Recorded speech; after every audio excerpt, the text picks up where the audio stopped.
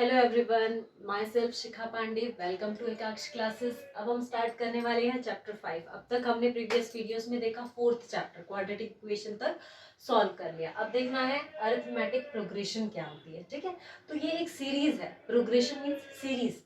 The arithmetic progression is a list of numbers in which each term is obtained by adding a fixed term to the next number. Okay.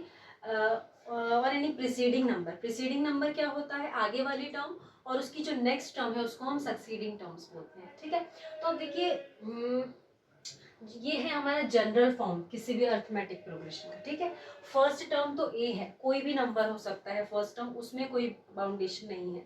पर जो next term होगी उसमें आपको एक fix number add करना पड़ेगा। जैसे कि मान लो हमने कोई नंबर डी है उसको ऐड किया, अब उसी सेकेंड टर्म में हमको सेम नंबर ऐड करते करते पूरी प्रोग्रेशन बनानी रहेगी। ठीक है, तो जैसे मान लो कि हम हर टर्म में एक फिक्स नंबर ऐड कर रहे हैं जो क्या है? डी है। तो ए में अगर हमने डी को प्लस किया तो नेक्स्ट टर्म मिल गई ए प्लस डी। इसमें हमने डी को प्लस किया तो हमको मिल गया ए प्लस टू डी। इसमें हमने डी को प्लस किया तो ए प्लस थ्री डी। ऐसे हमको सीरीज चलती जाएगी, और लास्ट टर्म्स मान लो हो सकती है A plus N minus one into D. अब ये कैसे आ गया? देखो, जो फर्स्ट टर्म है यहाँ पर डी है क्या? नहीं है। पर सेकेंड टर्म में कितना डी है? One D. थर्ड टर्म में कितना डी है? To D. फोर्थ टर्म में कितना डी है? Three D. फिफ्थ टर्म में क्या होगा? एक माइनस होगा। ठीक है, तो वैसे ही nth टर्म में क्या हो जाएगा? n minus one into D. ठीक, तो ये जनरल फॉर्म है किसी भी अरिथमेटिक प्रोग्रेशन का, है ना। जो this is the general form of an AP. अब ये जो ए है इसको हम क्या बोलेंगे? First term.